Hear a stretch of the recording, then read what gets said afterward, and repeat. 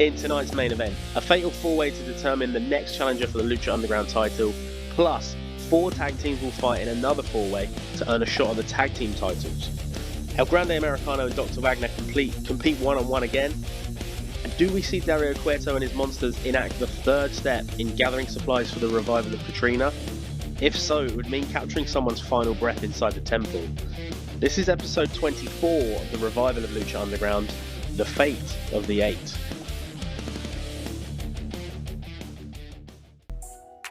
Straight into the action, Panther Ali strolled to the ring to a huge ovation. Already in the ring were the Creed brothers, Pagano and Psycho Clown, and the Hyenas, Cruz del Toro and Joaquin Wilde. And Ali pulled out a microphone. He addressed the crowd and told them that his regular tag team partner Prince Apollo of Lagos was out injured again thanks to the Pope and his coin sock, so for tonight's match he has a different partner. A friend he can rely on, and another child of the wild. He pointed to the stage and out came a fellow member of the Tribe of Great Cats. The low-key legend Natty, a great replacement for Prince Apollo, and Natty and Ali slid into the ring together.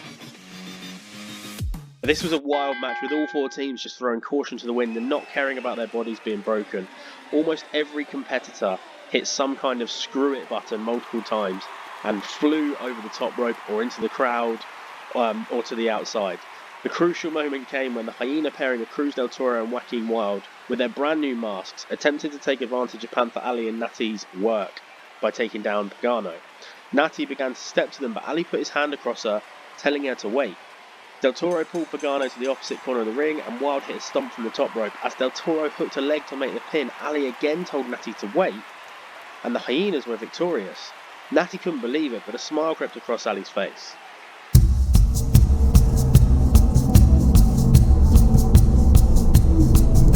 Backstage, newcomer Richard Holliday approached El Jefe the Undertaker and told him of the news he'd received about the injuries of Mike Santana and Vikingo.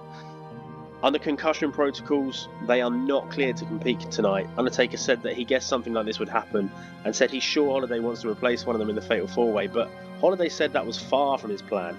Instead, he's drawn up a short list for El Jefe to consider. Right at the top, Rey Mysterio and his good friend Dragunov. And if Taker wants him to, he'll go and let them know they're in right now. Undertaker praised Holliday for using his initiative and said to make it happen.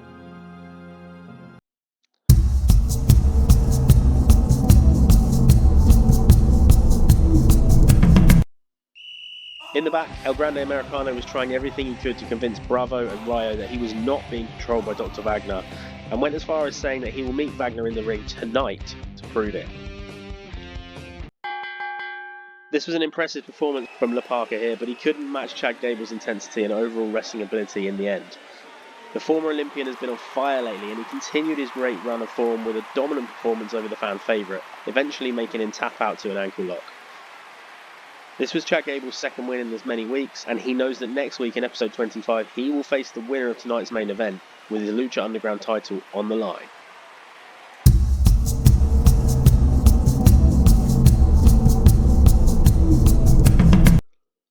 Backstage, Natty caught up with Panther Ali and asked him why the heck he asked her to be his partner tonight, only to stop her helping him win the match.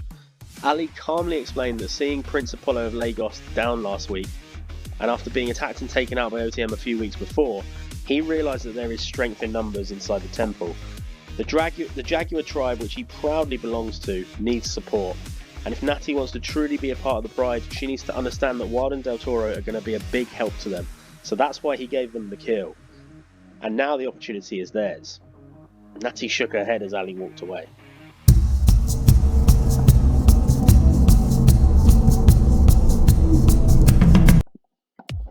Ethan Page and Chelsea Green were giggling together, coming across a little like their future opponents, the Hyenas, Cruz del Toro and Joaquin Wilde. They were laughing at the new bottle design for the Page Protection Spray, which is, of course, anti-spirit, anti-gross and anti-bad energy.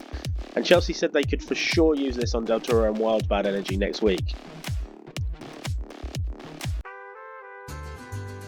Regular mariachi band Vote Pedro were above the stage next, playing their fun song to the live crowd and getting them excited for the next match. And the match of the night here, these two know each other very well. They fought one-on-one before and have one win each going into this one. El Grande was out to prove Dr. Wagner did not control him, but as the match wore on, it became clear that he was under some kind of control. To the delight of the fans, he went to load up his mask after Bravo Americano passed him a steel plate, but as he turned around, something inside him told him to remove the plate and discard it. This distraction was enough for Wagner, and he hit his Wagner driver to score a huge win. El Grande couldn't believe he'd lost the match, but Rayo and Bravo's reaction was different. They were more angry than disappointed. They couldn't understand why he took the steel plate out of his mask, but he just shook his head and looked to the sky and then walked out with his head down.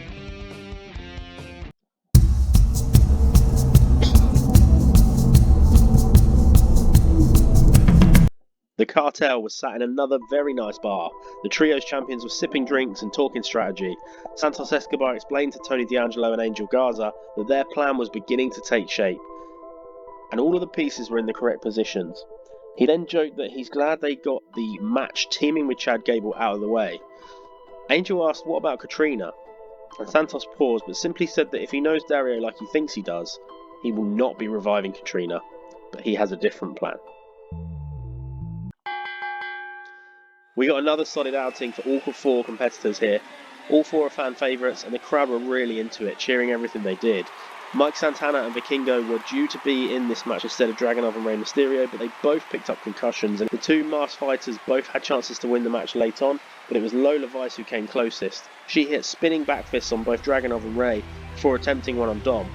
The young Mysterio caught her hand, and there was a moment of tension, or perhaps lust, between the two.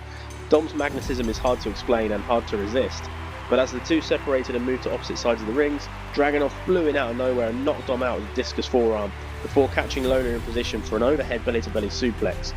She landed hard and the Mad Dragon was straight on her with a H-bomb and then a pin, which neither of the Mysterios could break up.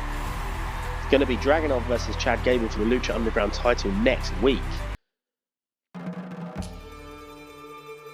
Or so we thought. The match was over, but the night was not, because Dario Cueto brought his group of monsters to the ring, and he had the vessel with him to capture the last breath of someone inside the temple.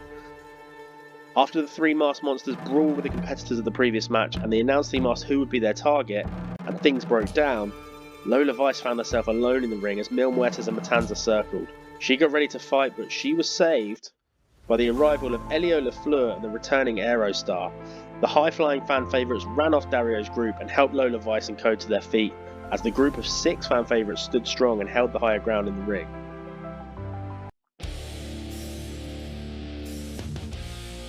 So let me know in the comments, after a failed attempt to capture the third of 3 items to revive Katrina tonight, who will Dario Cueto and his group target next? And join me next time where Chad Gable will defend his Lucha Underground title against the Mad Dragon, Dragunov, and the tag team titles are also on the line as Ethan and Chelsea defend against the Hyenas, Cruz del Toro and Joaquin Wilde. And we get a return from injury that shakes the foundation of the temple. Thanks for watching. Now make sure to like, comment and subscribe for free so you don't miss an episode. It'd be great to hear from you.